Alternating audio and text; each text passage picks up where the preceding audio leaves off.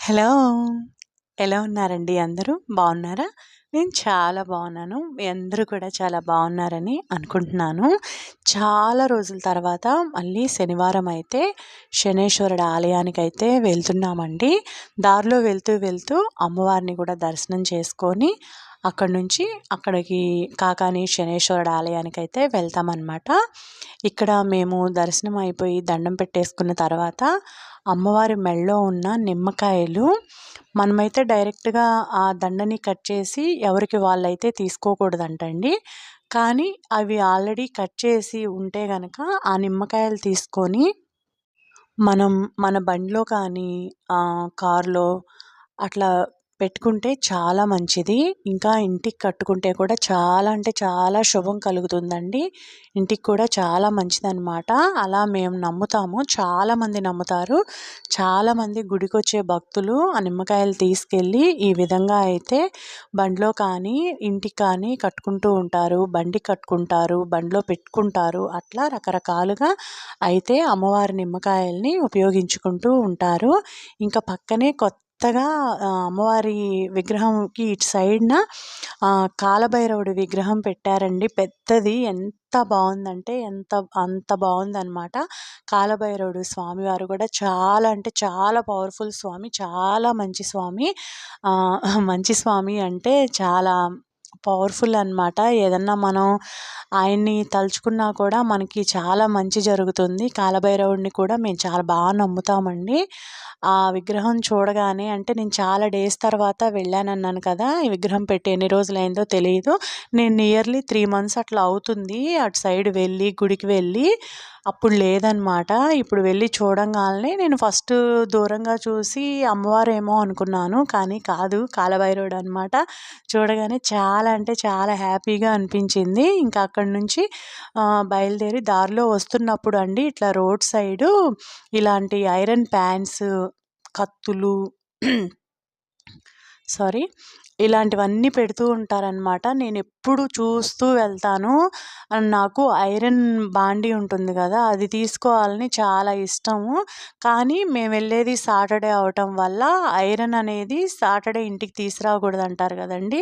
దానివల్ల నేను తెచ్చుకోలేకపోతున్నాను. అలా అని విడిగా వెళ్ళాలి అంటే మళ్ళీ విడిగా పని గట్టుకొని దానికోసం అని చెప్పి అంత దూరం వెళ్ళలేం కదా అని ఇంకా అది తీసుకోలేకపోతున్నాననమాట. ఇంక దారిలో వస్తూ ఆ దారిలోనే ఈ బొమ్మలు ఇవన్నీ అమ్ముతారనమాట. డెకరేషన్‌కి సంబంధించినవి మనం ఇంట్లో డెకరేట్ చేసుకుంటాం కదా! అలా ఆ బొమ్మలన్నీ అక్కడ దొరుకుతాయి.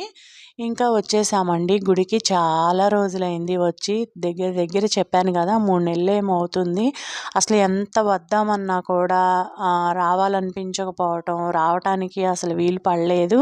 అందుకని ఇన్ని డేస్ పట్టింది. మళ్ళీ ఇంకా దేవుడే ఆ ఇంట్రెస్ట్ అనేది ఇచ్చాడు గుడికి రావటానికి. మళ్ళీ వచ్చామన్నమాట. ఆ రోజు సాటర్‌డే మా అమ్మాయికి కూడా లీవ్ ఉండటం వల్ల ఎప్పుడు మా అమ్మాయికి లీవ్ దొరికినా కూడా నేను గుడికైతే ఇక్కడికి తీసుకొస్తానండి. తీసుకొచ్చి స్వామివారికి నువ్వుల నూనె అయితే అభిషేకం చేసేసి మంచిగా దండం పెట్టుకొని ఇంకా తర్వాత ఈ గుడిలోనే ఇక్కడ శివలింగం కూడా ప్రతిష్ఠ చేశారనమాట. స్వామివారిని శివలింగం ప్రతిష్ఠ చేశారు. ఇక్కడ ఆవు పాలుతోటి అభిషేకం కూడా చేసుకుంటున్నాము. చాలా మంచిగా అనిపించింది. మనం గుడికి వెళ్ళినప్పుడు, భక్తితో గుడికి వెళ్ళినప్పుడు అక్కడికి వెళ్ళి ఆ దైవత్వం ఉంటుంది కదా! మనలో మనస్ఫూర్తిగా దేవుడికి దండం పెట్టుకొని అక్కడ పూజా కార్యక్రమాలు చేసుకొని వస్తే చాలా మనశ్శాంతిగా, ప్రశాంతంగా ఉంటుందన్నమాట. ఇక్కడ శివలింగం చూసి మనం ఇంకెప్పుడు కావాలంటే అప్పుడు స్వామివారికి మన సొంతంగా మన చేత్తోనే ఇట్లా అభిషేకాలు అవి చేసుకోవచ్చు అని తెలిసిన తర్వాత చాలా హ్యాపీగా అనిపించిందనమాట. నేను ఇక్కడ పాలతోటి అభిషేకం చేసిన తర్వాత మా అమ్మాయి కూడా ఇక్కడ ఆవు పాలతోటి స్వామివారికి అభిషేకం అయితే చేస్తుంది. పక్కనే నందీశ్వరుని కూడా పెట్టారండి.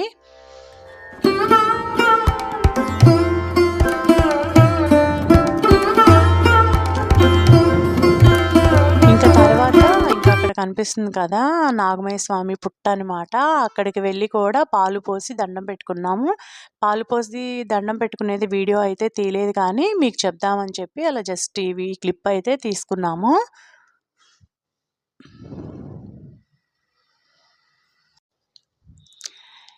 ఇంకా దండం పెట్టుకొని ఇంకా ఇంటికైతే వచ్చేసాం ఫ్రెండ్స్. ఫైనల్గా చాలా అంటే చాలా హ్యాపీగా అనిపించింది. మార్నింగ్ కొంచెం ఇంట్లో పనులు చేసుకొని వంట చేసుకొని వెళ్ళేసరికి 9:30 అట్లా అయిపోయింది.